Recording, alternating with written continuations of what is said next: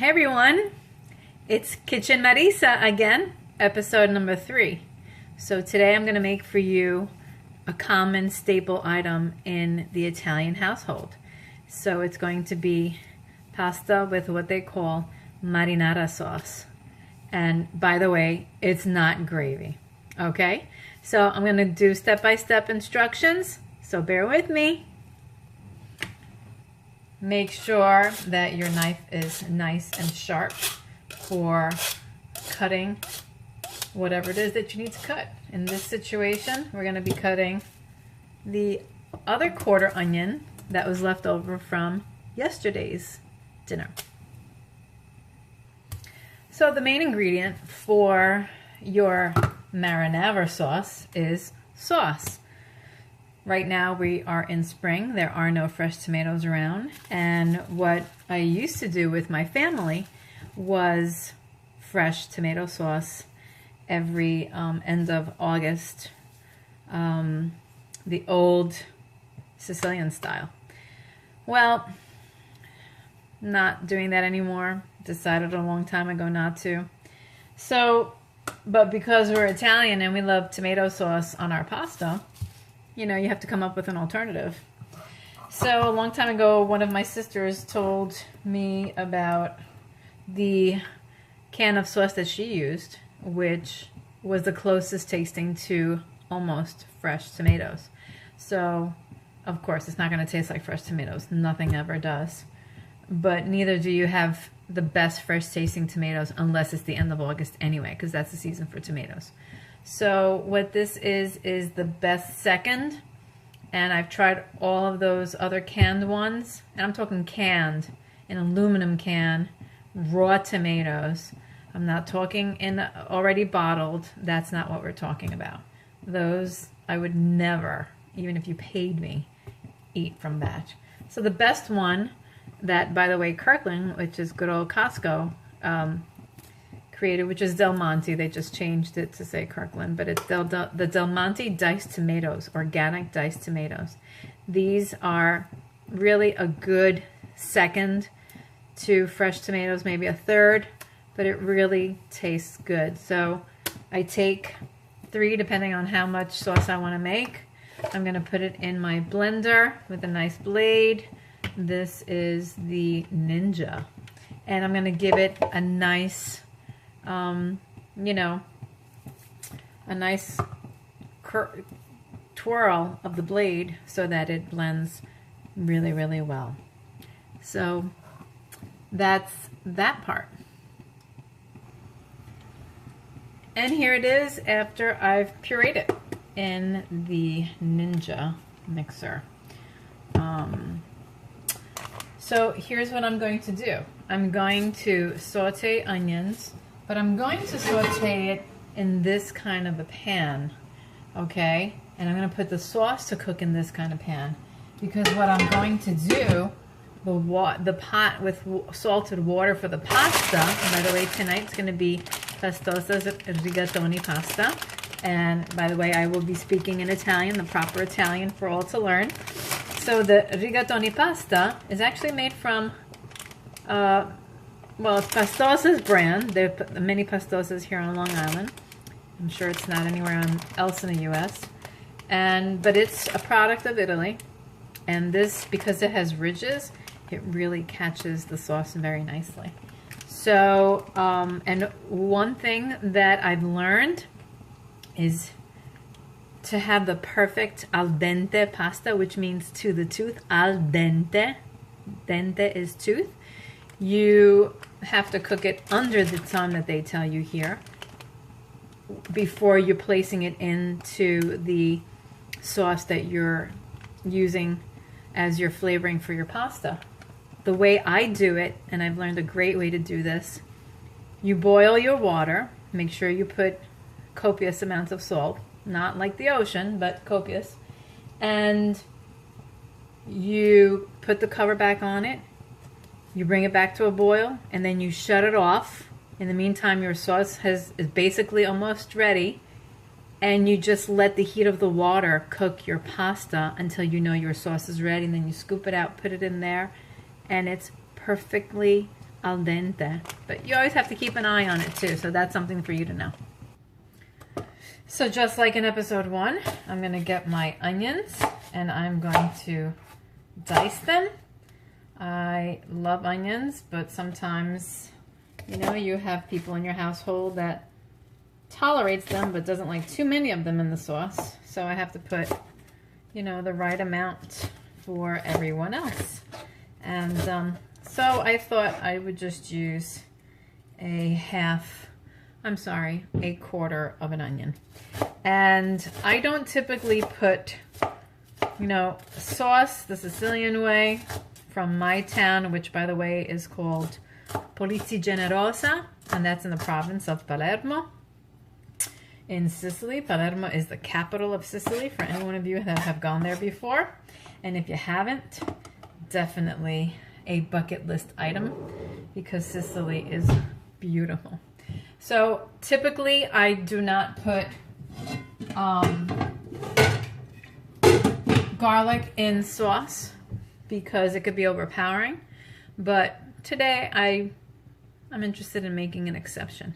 However, the only other ingredients to ever put in a marinara sauce is salt, pepper, sugar, yes, sugar, because tomatoes are naturally acidic and at least a tablespoon of sugar will take the acidity away, and fresh basil.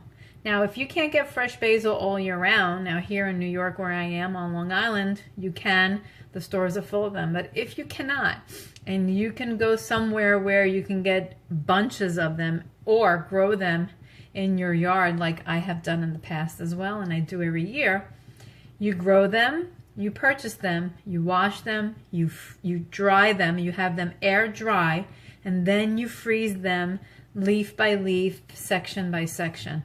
And that gives it the sweetness of the fresh tasting basil as if you had just picked it. You don't let it thaw, you just take it out and throw it in the sauce. You'll see that up next. And with the garlic, I like to crush it as opposed to dicing it. And it just makes it a little easier when it's crushed. And it makes it more of the oils come out. It's more flavorful to the sauce. It's actually very pungent as opposed to leaving it whole, which you can do as well. So at this point, I have my onions diced, I have my garlic chopped, and I have the pan on the stovetop heating up so that I can start sauteing the onions and garlic. So I will saute the onions first because the onions take a little more time to cook to translucent, whereas, and this is, by the way, see how beautiful this green color is? This is extra virgin olive oil. And you put a nice amount, okay, of olive oil. And like I said, make sure that the onions are cooked to translucent. And it won't take too long. So that by the time they're almost done, and before you put in your sauce, you simply then throw in the garlic, because that will cook 1, 2, 3, and then you can put your sauce in there too at that point. At this point, the onions are translucent and they're getting ready. They're almost done. I'll put in the garlic. Okay. And that, as I mentioned, will start cooking very quickly because garlic is just, while it's a very strong and pungent herb or vegetable, really. Is it a vegetable? Is it an herb? It's in the onion family, right? So it's a garden green. it definitely will. It definitely will cook very quickly. So I have my sauce ready that I blended with my Ninja blender. What I've also done, because it could be very thick, in the cans I put some filtered water so that you can sort of, a natural way of scraping with water the remnants inside the can. And it gives the sauce a little more fluidity, because as it cooks, then it takes on, it starts getting tighter and tighter. The liquid starts to boil out. So if you just add some more water in, really it's like a quarter cup, then you're pretty good to go.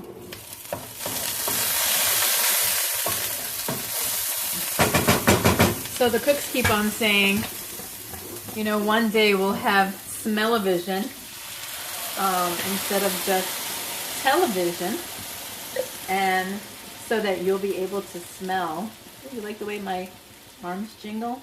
Jingle bells, Batman smells, Robin laid an egg. Oh God, I don't want to think about Christmas right now, let me tell you.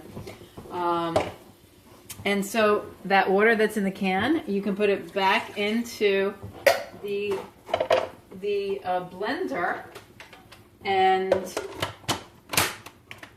swoosh it around like so that it takes all of the tomato sauce on the side and just throw it in there. Again, it's so little, it's almost not even significant to a degree, but it really is. So at this point, you want to start turning up the heat. I'm going to put it on high so that it brings it up to a boil. Now here's the other thing. Everyone talks and thinks about the fact that, I was just asked this question. How long do you cook sauce for? Well, it depends on what you're cooking in it. If it's with meat, then definitely you're going to want to cook it for quite some time, because the meat has to tenderize in a way, and the cooking is what tenderizes the meat. It breaks the fibers down of the muscle of the meat. When you're doing just a marinara sauce, it's really just the sauce, and it's just like as if you were taking it off the vine. It doesn't need to be cooked for very long. So I can give this a good 15 minutes at the most, and it's perfect. So let's start seasoning the sauce. So I will put salt, and really I go by eye. I guess they would kind of say, I don't know, a tablespoon or 2 teaspoons, because remember, those canned sauces, those canned tomatoes are preserved in sauce, so you don't need that much. I'm going to sprinkle on some black pepper to taste, to your taste, whatever you like. Here is that sugar, very important. And again, that'll be about a tablespoon. Okay, because like I said, it allows for the acidity of the tomato to be removed so that it doesn't hurt your stomach. And the very last ingredient is, and probably the most important ingredient, is the basil. This is really what gives sauce, marinara sauce, its absolute flavor. So obviously if it's fresh, it's even better, just like anything else is.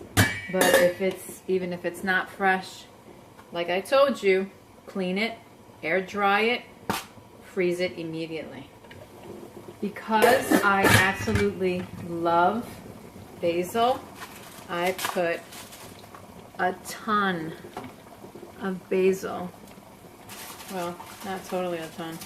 I can though, because like I said before, I can buy this very easily here. So I can put as much as I want. And there we have it for the basil. I'm just going to give you a little look. See? That's what it looks like. So that's an idea of what it's supposed to be. Okay? Here's the pasta. Time to put it into the pot. again of salted water. Bring that up to a boil. And this is all while the sauce is cooking. Okay. Here's the pasta. Just want you to see it. So when you put pasta into water, anything that's colder than the temperature of the water is going to stop the boiling from happening. You just put the pot on, the lid on again, and then you just let it get to its boil point, or again, that original boil point, and we should be good to go in no time. And like I said, this is the key. You can just teach yourself to do this a different way. You put the cover, let it get to a boil, shut it off. In the meantime, while this is the sauce that you're using is going to be ready soon, in the next, let's say the last 5 minutes, you take out the pasta, you put it in there, you let it mix all together and finish cooking together. You don't even have to keep the heat on that either. And it's perfect. You'll see. We're almost to the end. The very last thing that you want to prepare as your pasta is boiling and getting ready, as your sauce is finishing up, is le pièce de résistance. The piece of resistance in French. Il pezzo di resistenza. Doesn't sound so great in Italian, but at any rate, le pièce de résistance. So the piece that makes it all worth it. The final product on any delicious plate of pasta is your cheese. So I buy wedges of cheese. I grate it as necessary with my grater. This is the one that I like to use the most. It makes them a little thin and stringy as opposed to really, really fine. And you can use whatever cheese you like, but the best cheeses, well, don't use any cheese you like. If you really want to do things Italian style, you have to use the right cheese. So the right cheese are twofold, two types. Well, there's really three. It's either Parmigiano Reggiano, Kirkland brand. As you can see, I go to Costco a lot. Pecorino Romano, and Grana Padano. Those are the three major cheeses in Italy that you use to put on pasta. Parmigiano Reggiano is the king cheese. It's very mild and nutty tasting. It's perfect, even with a piece of fruit, a glass of wine, and some chocolate. That's how great it is. The Pecorino Romano is a sheep's cheese. By the way, Parmigiano Reggiano is a cow cheese. Pecorino Romano is a sheep's cheese. And it's very pungent. It's very salty. It has this little bite. Grana Padano is somewhere in between. It almost tastes, I remember when I was living in Italy that they would say it was almost even, you know, like, I don't know, potatoey. I mean, I know that sounds odd, but anyway. Oh, here we go. The water came to a boil.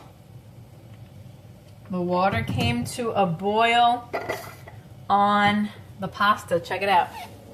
It's boiling. I'm putting the lid. I'm turning off the heat. No more heat. See, there's no more heat. Closing the top. And in the meantime, here's the sauce. It's almost ready. That's going to stay for 5 minutes. Just enough time, maybe not even 5 minutes, just enough time for me to grate my cheese. What I love to do is to mix the two cheeses together, Parmigiano Reggiano and Pecorino Romano. You have that beautiful salty kick, spicy almost even from the Pecorino Romano, and that sweet, savory, soft, delicious, mild, nutty tasting Parmigiano Reggiano. Let me tell you, that mix is just, that's what we say in Sicily. So now we've reached the point where I've put the al dente pasta in the sauce, as you can tell. And I'm just gonna let that continue to cook just for a little bit. And then we'll be ready to plate it. here we go. Here's the finished product. Some cheese on the top. Like I said, cheese is the perfect finisher to everything. A nice fresh or frozen sprig of basil. And there you have it. Thank you so much for joining me nella mia cucina again. And it's time to eat! Buon appetito a tutti! Buonanotte!